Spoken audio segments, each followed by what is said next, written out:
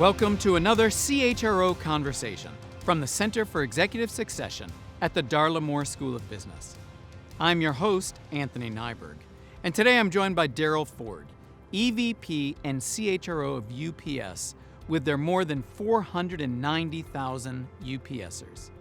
Daryl has also served as the CHRO of DuPont, Xerox, and AMD, and is on the board of ITW, a Fortune 500 company.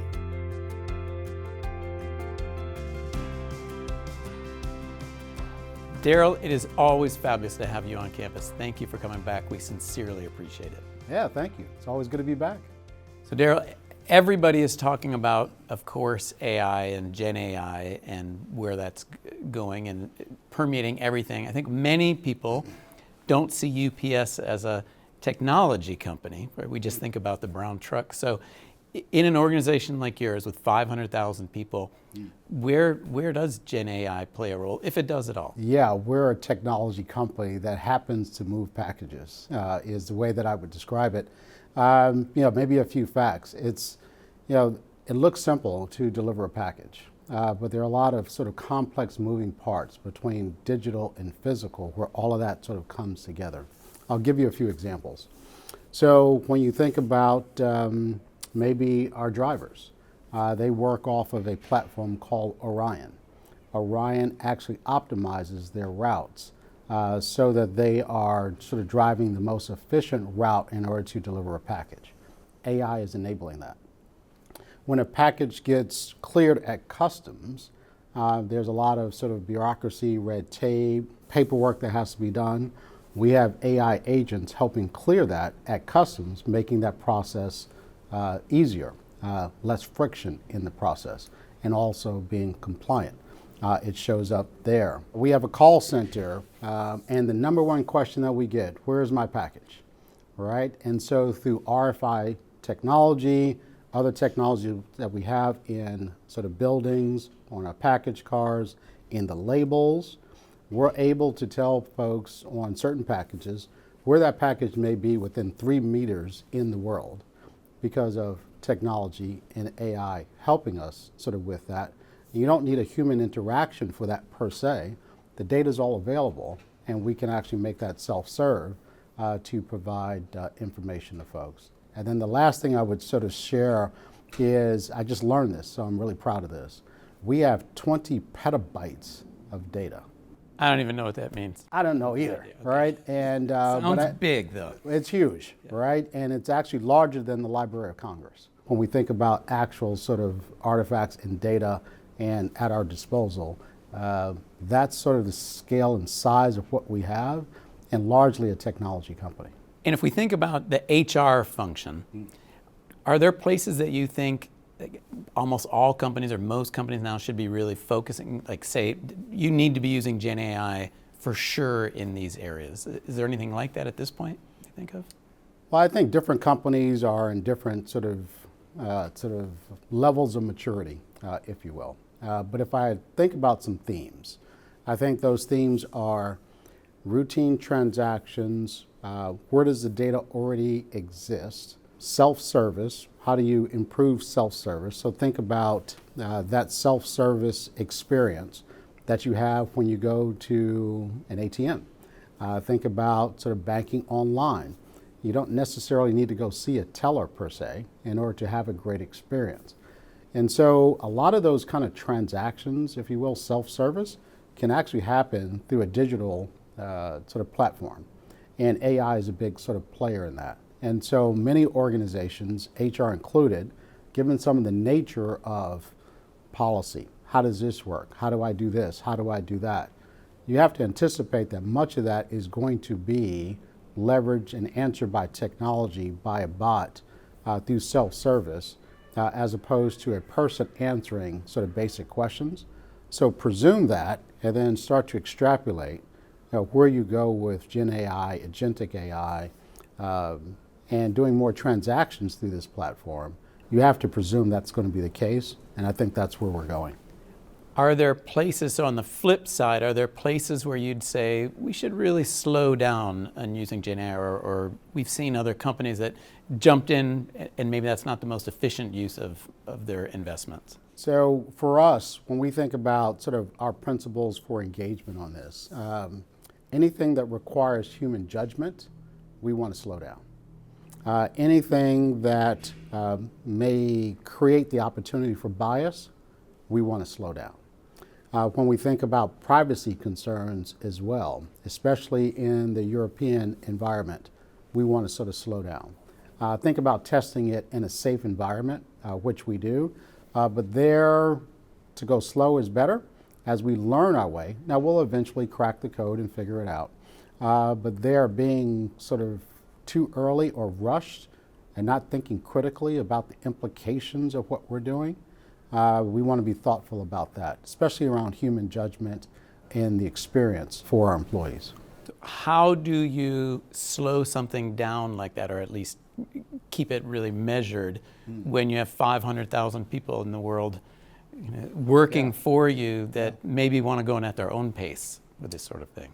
Well, there's a few things. So one, we have a sort of governing sort of body that helps us with sort of leadership and parameters around certain things. And around HR in particular, there are certain sandboxes you can't play in, right? So we protect the sandbox there, and we have limited application in that sandbox that may have sensitive data, as an example. We're still experimenting, but we also keep that to the side. So it's not for broad sort of consumption. So that's one way to do it. We're also thinking about, and we just hired a new sort of chief AI and data sort of technology leader on our team to help bring some structure to what we've been doing. So for the last, 2 years now that AI has been introduced, was it November of 23? Yeah, brand new in there, still, right? And yet it seems like it's been here forever. Exactly. Right? So what is that? Almost less than 2 years. Yeah. Less than 2 years. Our initial approach was go out, experiment, be curious, test it, get exposed to the technology. The technology can be a friend, the technology can be an enabler, and less concerned about sort of fear and taking jobs away. Go learn. And we created environments where folks could go learn. And so now they're curious about it, and then we're leaning into it, and now we're offering sort of courses and classes to help build that knowledge base. And then we're starting to look at technology applications and learning for the masses, for certain job functions, for leaders as well. And we're just at the beginning of some of that on the learning side, actually talking to the university here to sort of explore some of those options because you're on this curve as well. And how do we actually partner together? So fascinating journey, great time to be in HR, great time to learn. And we're trying to engage in smart ways. When we think about being a leader of an organization of this size, what are keys, or how do you manage it in a time of such extraordinary uncertainty around the world? I mean, on any given day, it seems that we have no idea what's going to happen, or maybe even what happened yesterday nowadays. Yeah. So how do you manage? It's hard. It's hard to sort of keep up with it, but I'm reminded of a few things. So we kind of come back to our values, what matters sort of most for us. Because if we can anchor on those values, then I have sort of great conviction that we'll make decisions from a values-based place and framework. Because I'm not going to make all those decisions. The CEO is not going to make all of those decisions. And so how do you actually sort of create frameworks that you can leverage for 500,000 people to operate sort of within? And so for me, I think that's really important. Flexibility within that framework, which is why we try and keep our frameworks pretty simple. So our leadership model, again, the leadership behaviors that matter. It's very simple, head, heart, and hands. That's our leadership framework. Operate within that framework. Our values, very simple, operate within that. And just do smart things for the customer, putting the customer at the center of what we do, putting the employee at the center of what we do. We think great things will come out of that outcome if we do that, and then make smart values-based decisions, and then we adjust as we go. So creating those values that are clear to the organization, does that help overcome what seems like a paradox that at a moment like this, when things are changing so fast, you may want to be more centralized in decision making, but at this very moment, you probably need people making decisions out where they are at a specific moment. So does values help steer that? So values, I think, helps steer that sort of conversation and decision making. Ideally, in most organizations, you want to push decision making to its lowest possible point in the organization that's closest to the customer, closest to the data, closest to whether it's the customer and the employee who's at the center of it, as opposed to having things escalate all the way sort of to the top. It just gets slow. In addition to that, I also think you teach your organization how not to think. And I think that's bad sort of too. So how do you create that empowerment? And again, teaching, setting the expectation, creating frameworks that are simple, and values is a big part of it. And we have the benefit of our founding father. By the way, UPS's birthday was just yesterday. Happy birthday. Thank you. 118 years. And the things they talked about 118 years ago still ring true to this day. And so we try and go back to that as part of our legacy and our culture that guide us even times like this. It's still very relevant. And as we think about your role as CHRO, one of them is, of course, engaging with the board of directors. Yeah. Right? How do you see the CHRO most effectively working with the board? Well, it shows up in different ways, right? Part of it depends on the need. And I could just give you some examples how I do it and where we are sort of currently. So one of the things that we did sort of almost 5 years ago, 4.5 years ago when I arrived, is we expanded the charter of the compensation committee to create a platform for us to engage 4 or 5 of our directors on not only compensation, but all things human capital. So we may talk about, in addition to compensation, we'll talk about our culture survey and how we're doing as a company. We'll talk about learning and development and what we're doing at scale to enable sort of that. We'll talk about our leadership development and how we're accelerating development for our top leaders that will enable succession planning. All of those additional topics sort of come into the board, and then we actually have conversations sort of there and help inform them and bring them along.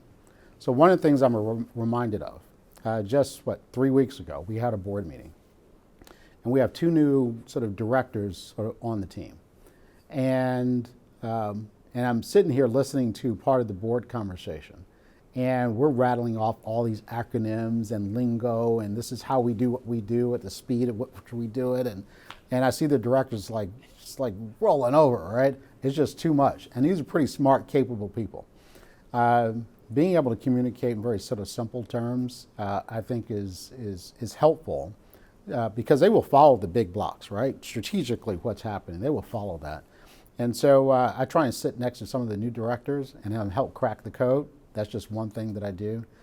We talked about the new director onboarding, and with them, here are all things compensation, comp philosophy, human capital, our human capital strategy, why we're trying to do, what we're trying to accomplish, our 3-year roadmap that I share with them as well. We have a rolling 3-year roadmap to give them sort of a taste for the broad sort of range of things we're working on, from talent to technology to service delivery and so forth. And so helping them sort of on board, bring them along, I think is key. And then I spent some time, then I slowed it down and said, let's talk about succession planning. One of the most important jobs for the board is selecting the next CEO. So let's talk about our process, what we have in place already, which is currently led by Carol, our CEO, and myself. And we bring the board along in those conversations, and at some point in time, the board will take the final pen and make the call because it is uniquely their decision.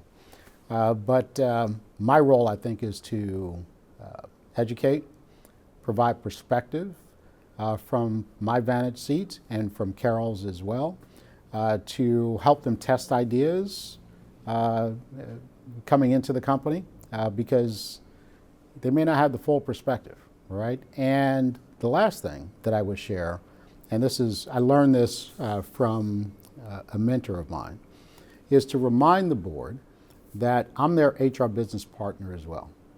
And so when I have conversations sort of with them, I kind of reinforce, I'm here as your HR business partner, and I'm going to call balls and strikes. I'm going to call it the way that I see it.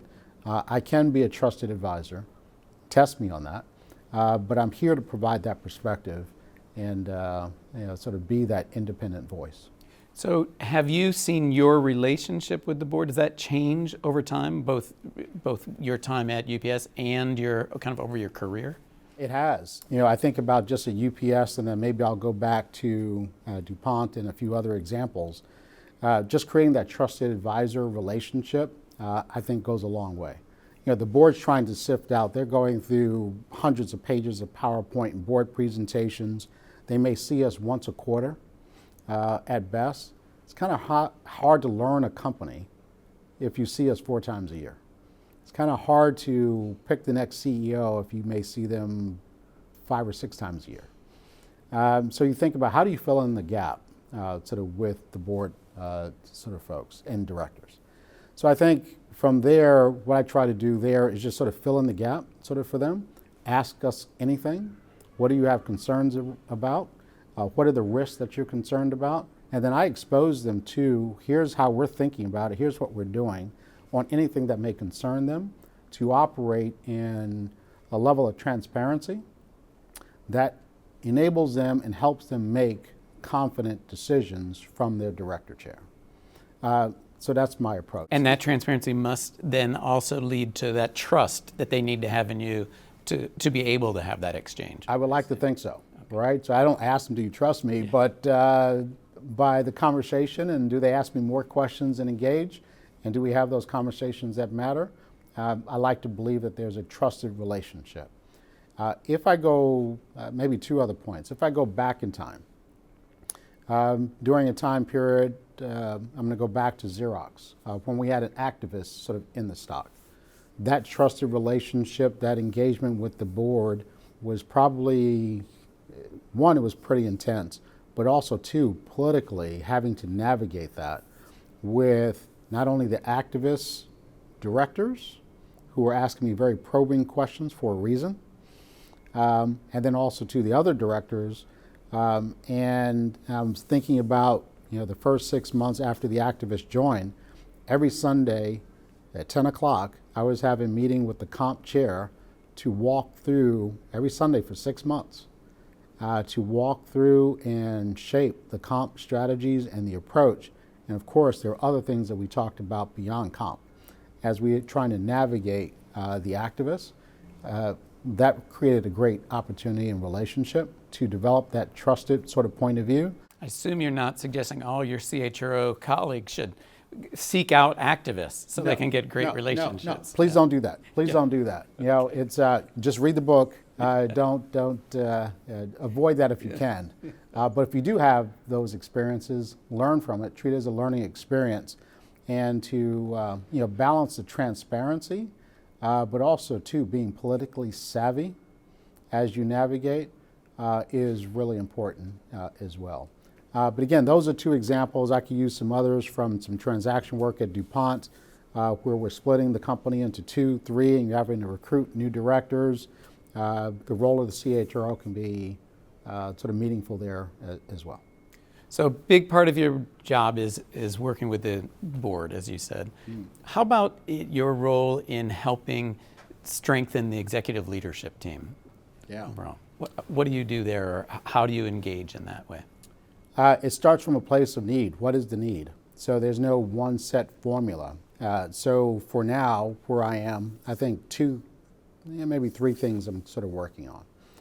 So we have a sort of succession plan that we're working on, and some of my peers in particular, I'm working with them sort of one-on-one, actually helping accelerate their development. So creating conversations, private conversations, just the 2 of us, having worked with multiple CEOs, having selected and been on the panel to select CEOs as well. Also being a director for a publicly traded company, I sit on the other chair as well as a director, and I can share a perspective that is sort of unbiased, transparent, and there's no stupid questions, all right? Let's talk about the stuff that matters, because you'll be ready enough, but there's nothing like sitting in that chair for the first time. And so we create those moments where we can actually talk about those things that matter. Talk about personal fears, anxiety, motivations, right? Why do you want the job? It's not a job everybody wants, right? So do you have a sort of, what's the foundation? What's going to sustain you in this work? Because it's a grueling job sort of too. We have those conversations about sort of purpose. How do you want to show up as a leader? Earlier today we were talking about sort of servant leadership. Is that important to you? Not? Why do you do what you do? And we can have those conversations, just sort of coach individuals. So that's on the individual side. And then collectively, we take a few moments when we need to, and we have some sort of cardinal rules for the leadership team, how we engage with each other. We agreed on those rules some 3 or 4 years ago, and every now and then we go back and refresh, and then we ask conversation, how am I doing against my commitment, and vice versa? And so we use that as an anchor. And then we leverage an outside consultant as well to help with so not only succession planning and assessments, but also looking at the team where I need to participate as a team member as opposed to facilitating the conversation. Kind of sometimes it's hard to do both, and sometimes I need to be all in as an equal team member, not facilitating but participating. And so it shows up in different ways. And so think of that sort of coach, that confidant that is constantly sort of shaping the conversation, trying to be astute on both need, fears, anxiety, interest, and being able to tease that out and to shape my coaching accordingly. So that must require a great deal of trust on the part of the rest of your colleagues there. How do you develop that? How do you, when you walk in, especially from another company, or I suppose even not in this case, but had you moved up the ladder and then people know you in a different format, how do you develop the trust that people will allow themselves to confide in you and what their fears, interests, concerns are? There's no shortcut. So to building trust, it takes time and you have to be consistent. So for me, I'll just share what my approach sort of to it. So one, I start out, and I learned this maybe a decade or two ago now, that it's always helpful when I am up front and I just share, here are my values, here's what I believe in, here's what I'm trying to accomplish, and I just put it out there. And so early days, when I walked into UPS, I actually sort of shared both with the leadership team, my leadership team, sort of globally, here's what I stand for. Now you're going to assess me one way or the other, right? You're going to see how close I am to those values or not, but you're going to judge either way. So I might as well just tell you who I am, and then you'll judge whether I'm more consistent or not. And so I found that just putting it out there and then engaging with folks tends to go a long way with folks saying, okay, I don't have to guess who Daryl is. He kind of told me, and it seems to be more true than not, right? And so that is helpful.